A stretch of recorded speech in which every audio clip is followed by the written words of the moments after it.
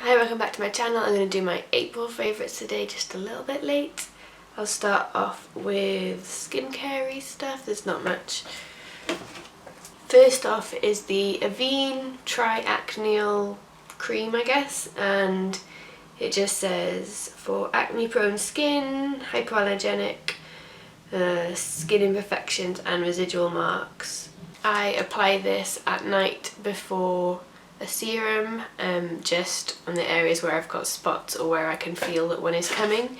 And for the ones that I can feel coming, I feel like sometimes this stops them becoming a proper spot, and for the ones I've already got, I feel like they do go away a bit quicker when I use this. I'd say only use it at night. It's got a slight yellow tint and it looks a bit weird, and I don't know, these creams I just feel it's best to have them on overnight. My second sort of skincare thing, I guess, is this suntan lotion. It is getting a little bit warmer here. We're still getting a lot of rainy days, but like today is a really good day, so yeah, I need my factor 50. This one is a Japanese one, so it's Nivea Sun Protect Water Gel Super SPF 50. I got it on Amazon and I think it was about £9. It's got a little nozzle and it's sort of a light, not very runny gel fluid. It is great. You can't feel it on your skin at all, and makeup applies on top of it really well. It's not white like some sunscreens, which I hate. Another non-makeup thing is the Karma Solid Perfume by Lush. Just solid wax. It smells like a hippie shop. It smells a lot like incense and patchouli and stuff. I really like it. I use my thumbnail to scrape a bit out, warm it up between my wrists, and then dab it wherever else I want it. On to makeup related things.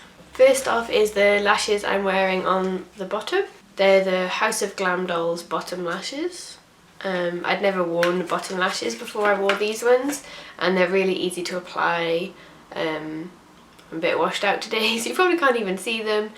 I've been wearing them quite a few times this month. I've probably worn them like 8 times or something, and they're not at all damaged, and I think I'm going to get a lot more uses out of them. I've had quite a few people notice that there was something different going on, and yeah, I like them.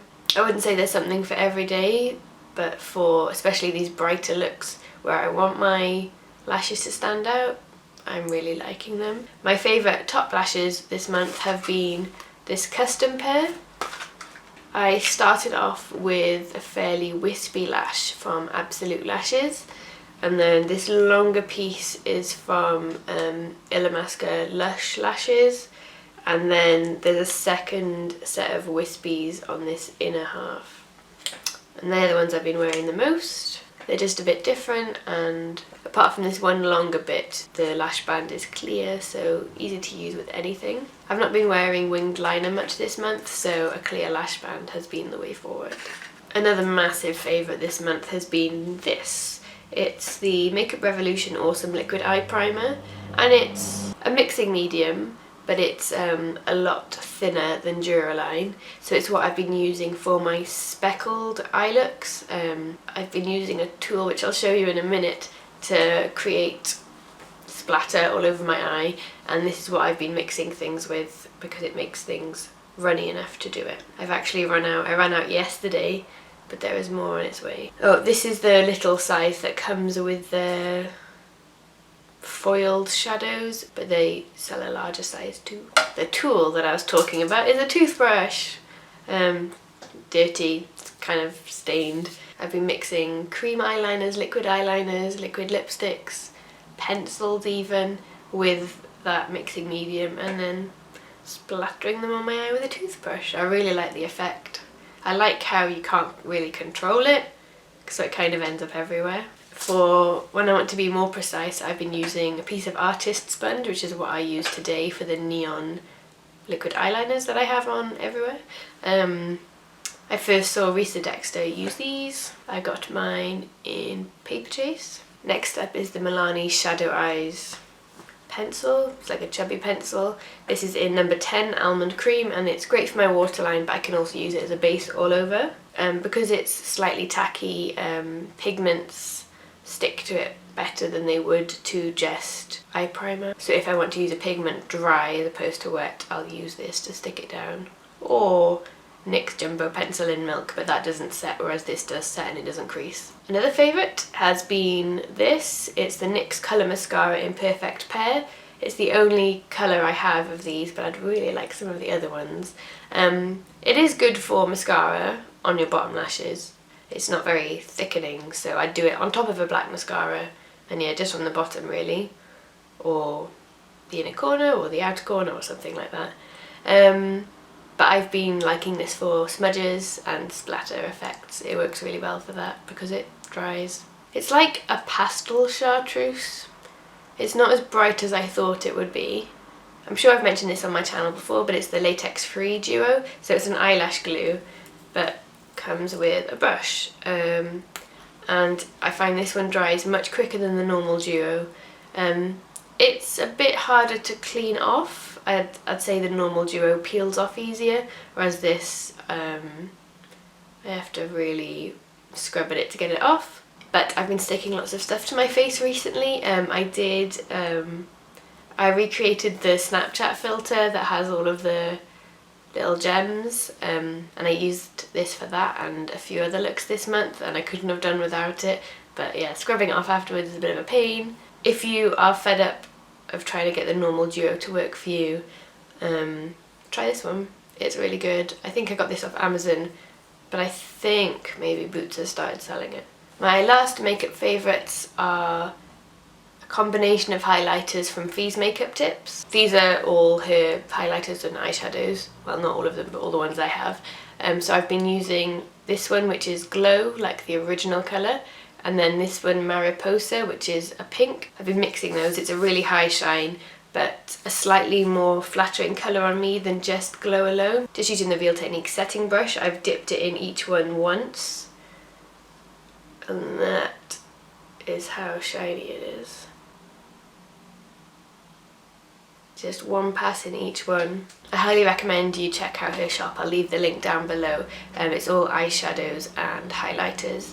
She's just come out with her own rainbow highlighter as well, so if you can't get the Bitter Lace one, you should definitely check out her shop. They're really affordable and she sends really quickly. I just have a few non-makeup favourites, most of them are TV shows. I watched all of Outlander in 2.5 days. I really liked that. I had no idea what it was about. I just saw it on Amazon Prime and thought, I'll watch that. It's about a woman in the 1940s after World War II who goes on a sort of second honeymoon with her husband to the Highlands in Scotland, and she goes back in time to the 1700s. So it's all about how she has to cope with a time she doesn't know, with none of the commodities she's used to. The second series has just started as well, so I'm 4 episodes into that. Definitely check it out, especially if you like history. I also watched all of TheFall this month. It's a crime drama set in Ireland. I chose it to watch just because Gillian Anderson is in it, who is Scully in X-Files, and I've been watching X-Files as well recently, so that's why I picked it out. It's 2 seasons, but they're really short. I think there's 5 or 6 episodes in each.